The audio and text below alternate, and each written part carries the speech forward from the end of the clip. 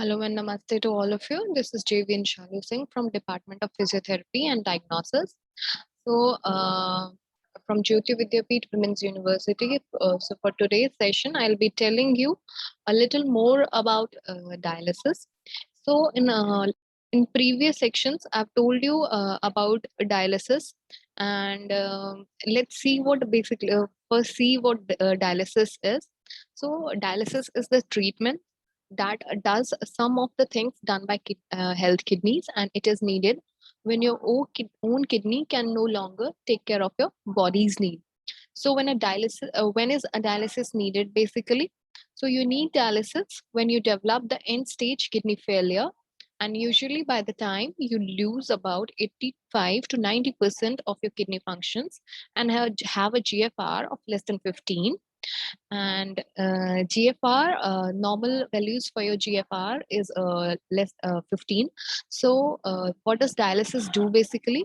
So when your kidneys fail, dialysis keeps your body in balance by removing waste, salt, and extra water to prevent them from building up in the body, and keeping a safe level of certain chemicals in your body such as potassium, sodium, and bicarbonate, and helping to control blood pressure.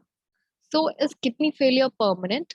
Usually, but not always. So, some kind of acute kidney failure, also known as acute renal failure, it gets better after treatment. So, if in some cases uh, of acute kidney failure, uh, dialysis may only be needed for a short time until kidney gets better.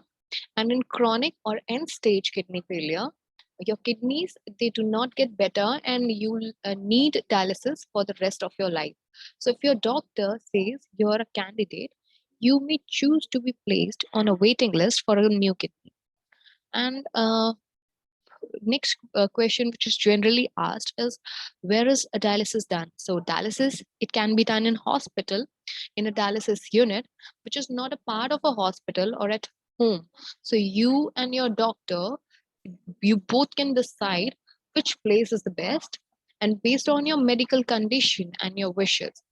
So next question that is frequently asked is that, are there different types of dialysis?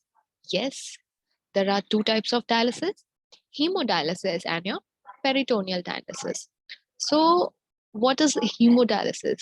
In case of hemodialysis, an artificial kidney or hemodialyzer is used to remove waste, extra chemicals, fluids from your body, and to get your blood into artificial kidney, and the doctor needs to make an access or entrance into your blood vessels. So this is done by minor surgery to your arms or legs, and sometimes an access is made by joining an artery to a vein under your skin to make a bigger blood vessel called a fistula. However, if your blood vessels are not adequate for a fistula, the doctor may use a soft plastic tube, join an artery and a vein under your skin, and this is called as graft.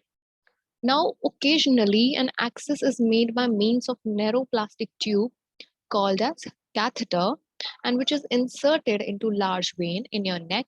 And this type of access may be temporary, but is sometimes used for long-term treatment. Now, how long do the hemodialysis treatments last? So, the time needed for your dialysis will depend upon how well your kidney is working, how much fluid weight you gain between treatments, and how much waste you have in your body, or how big you are, de- obviously, on your body size, and the type of artificial kidney used. So, usually, each hemodialysis treatment lasts for 4 hours and is done 3 times per week. Now, a type of hemodialysis called high flux dialysis may take less time, and you can speak to your doctor to see if this is an appropriate treatment for you. Now, what is peritoneal dialysis and how does it work? So, in this type of dialysis, your blood is cleaned inside your body, The doctor will do the surgery to place a plastic tube called a catheter into your abdomen belly to make an access.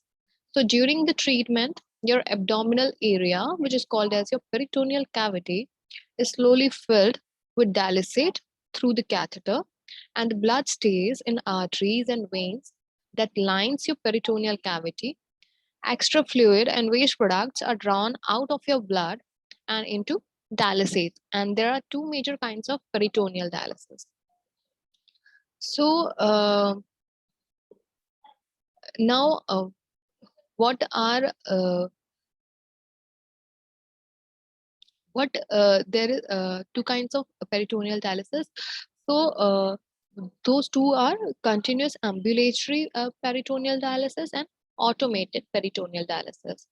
So the basic treatment in the same for each is same for each. So however, the number of treatments and the way of treatments are done make each method different. Now, CAPD, that is continuous ambulatory peritoneal dialysis, is continuous, machine free, and is done while you go about your normal activities such as work or school. So you do the treatment by placing about 2 quarts of cleansing fluid into your belly and later draining it. And this is done by hooking up a plastic bag of cleansing fluid to the tube into your belly. Now, raising the plastic bag to shoulder level will cause gravity to pull and the fluid into your belly. When empty, the plastic bag is removed and thrown away.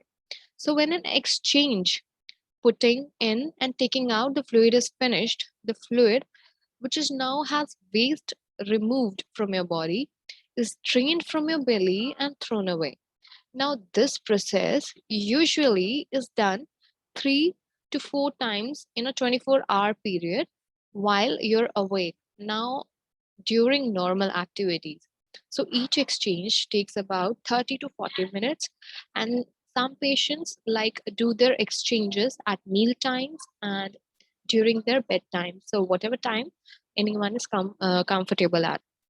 Now, APD, it differs from CAPD in that machine, that is your cycler, it delivers and then drains the cleansing fluid for you, and the treatment usually is done at night while you sleep.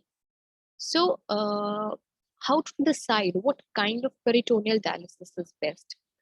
So, the type of peritoneal dialysis that is best for you, it depends on your personal choice and your medical condition.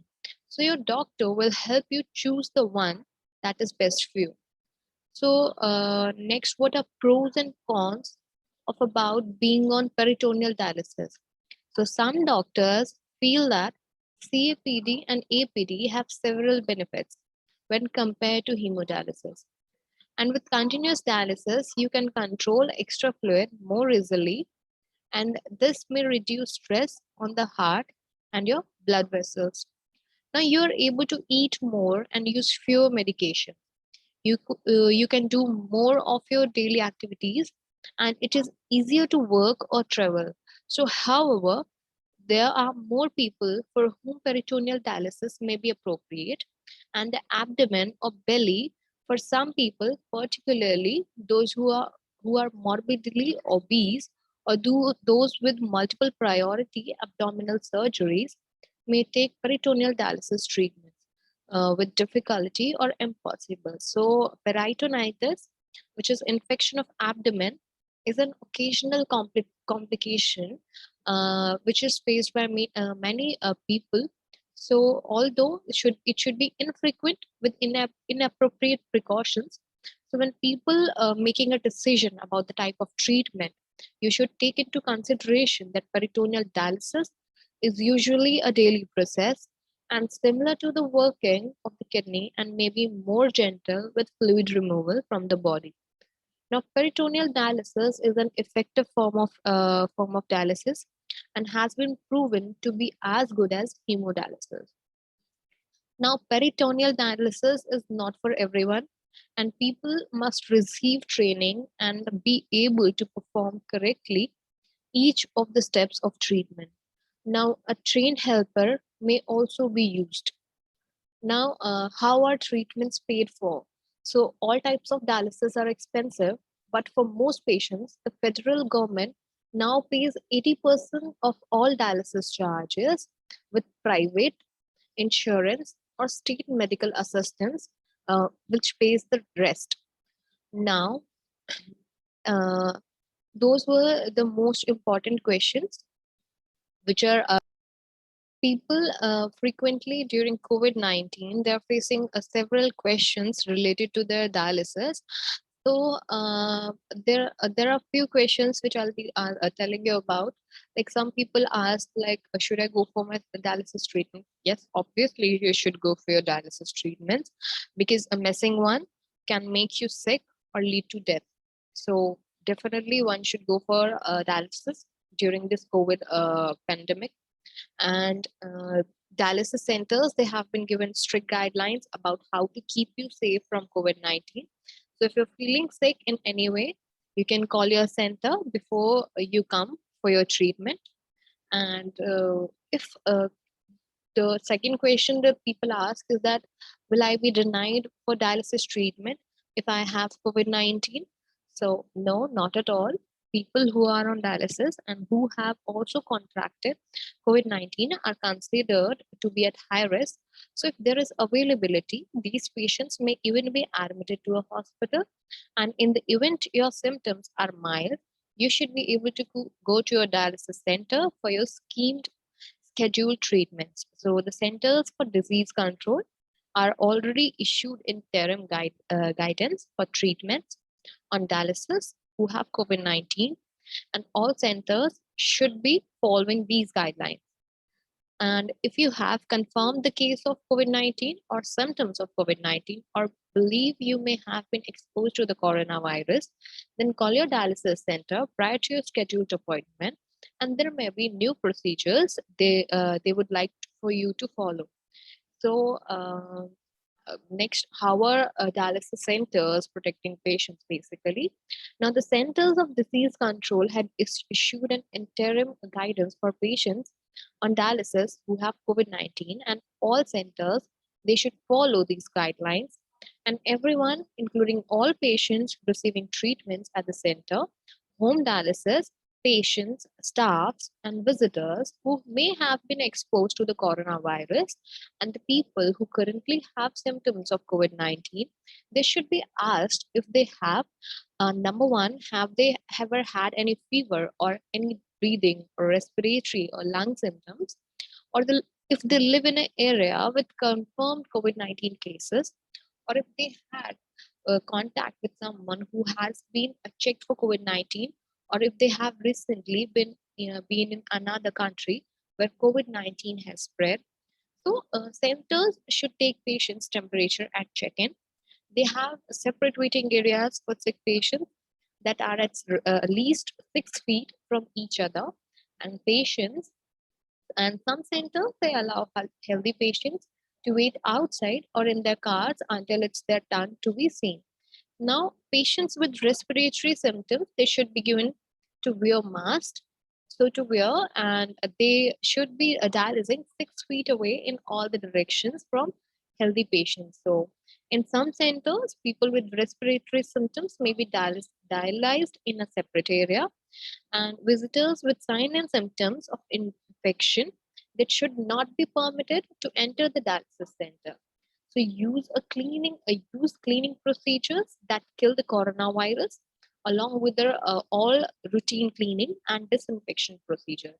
So if your dialysis center is not allowing these guidelines, then you should call your local ESRD network, and you can find your local ESRD network. Okay. And what are the dialysis centers doing to prevent COVID-19 from spreading? So dialysis clinics, they're checking all the patients who come into the clinic for signs and symptoms of COVID-19. And they're keeping all sick patients who show any signs and symptoms at a safe distance from other patients. And sick patients wear masks from the time they enter the unit until and after they leave the unit. Now, clinics, they are also following strict methods for cleaning and disinfecting the entire treatment area, including your machines and other surfaces. And is the reuse of masks at dialysis centers acceptable? See, there are the reports that dialysis providers are using masks in abundance of caution, and this may also lead to reuse of masks in time of shortage. So, it is the best for people receiving dialysis to discuss the issue of reusing masks with their dialysis provider. And there are CDC recommendations for the reuse of masks for areas experiencing severe shortages. So, some of these recommendations may include face masks that fasten via ties and may not be able to be undone without tearing and should be reused. So, face masks with elastic ear hooks may be more suitable for reuse. And if these masks are to be reused, the face mask, they should be carefully folded so that the outer shortage is held inwards and against itself to reduce contact with the outer surface during shortage. Now, the folded masks, they can be stored between uses in a clean, sealable paper bag and or breathable containers. Now, these guidelines were drafted for health professionals, but the Kidney Community Emergency Response believes that they also apply to patients. Now, what should one do before going to a dialysis center? So, if you experience any respiratory symptoms, you should call the center of your visit and let them know. Pack your hand sanitizer and keep using it frequently. So, can a dialysis patient recover from COVID-19? See, high risk patients, such as those on dialysis, they may be at high risk for several diseases from COVID-19. And for severe cases, recovery may take 6 weeks or more. And about 1%, those infected, will die from the disease. And what should one do if their home dialysis supplies are delivered and left outside? So, home dialysis supplies companies, they are not bringing deliveries into the house due to COVID-19, and instead the entire delivery is being left outside. So, this is the problem, especially if you have a peritoneal dialysis catheter and should not lift anything heavy. So, in some cases, if dialysis staff speaks to their local home dialysis supply representative, the company may be willing to put the supplies right inside your doorway. And as long as you practice social distancing by going into the another room of the house, if this is not an option, some dialysis centers may be able to send a patient technician to bring supplies into your house and call your dialysis staff for their suggestions on this matter. So, how can one protect themselves if they need a blood test or other labs? So, for routine blood draws or other the kinds of labs, contact your healthcare provider to determine if the test can be postponed. And if your doctor feels that test is necessary to do now, then contact your lab to see if it can be done at home.